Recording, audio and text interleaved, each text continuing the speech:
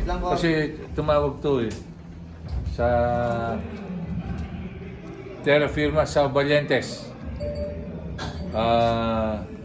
Nag-uusap na ang Valientes at ang Terra Firma regarding dun sa franchise.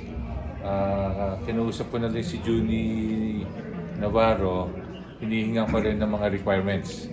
Kung ano yung natural na hinihingi natin requirements sa mga teams, kahit nung araw pang sasama, hinihingan ko. Ang sabi niya, kung pwede pagkatapos ng eleksyon, kasi tumatakbo yata siya. Yun.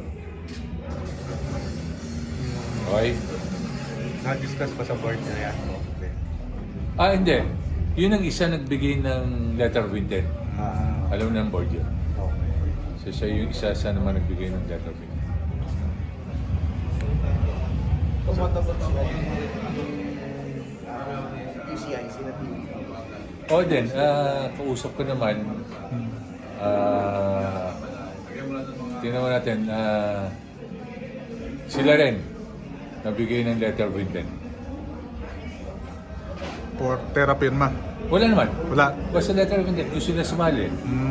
May expansion, pero tingnan pa din natin na may nag-uusap pa kami kung paano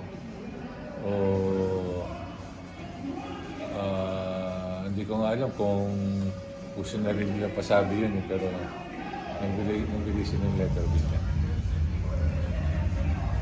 Pero yung Zamboanga, yung Valientes, yung LOI nila ko for talagang bibiling yung Terra Firma. Nag-uusap na sila. Yun ang nakikita kong direksyon.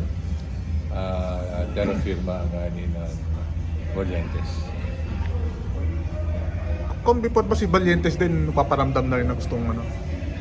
Nagparamdam yan this year. Early this year na paramdam. Pero sabi ko, sige, lately lang sila nagbigay ng letter of intent at yung nakipag-usap sa atin.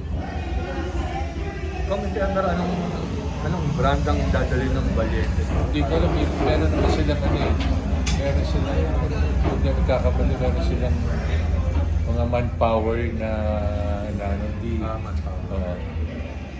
Kasi may ganyan yung kumpanya nila dito at pati sa ibang bansa.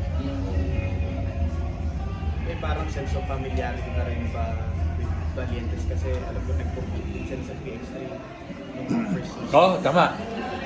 At yung master, yung sinabi nyo, pareha pa sila nagana sa 3x3. So, buti naman nagustuhan nila. Kung may timetable ba kayo to, yun nga, kumpleto na tong yung sale ng Terra Firma na kailangan after the season or kahit off-season?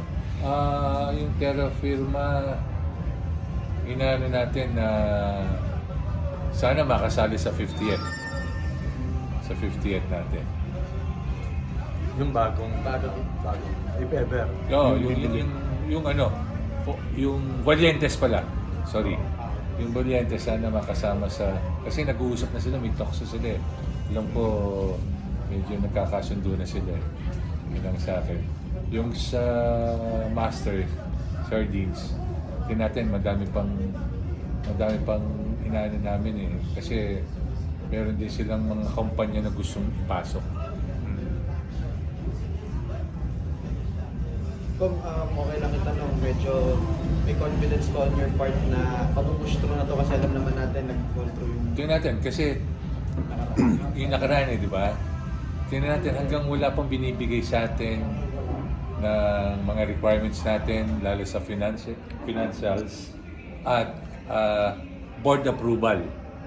So, di ba, maski na okay naman ako kung di naman okay ang board, pero sa palagay ko naman mapupush ito, mas agresibo si Junie sa deal na to.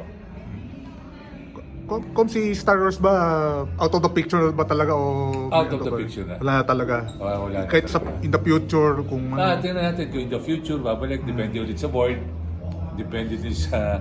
Wala naman sila nabigay na requirements kasi. Tapos yung mga deadlines natin, hindi na tingnan natin. At kung depende din pa rin talaga sa board.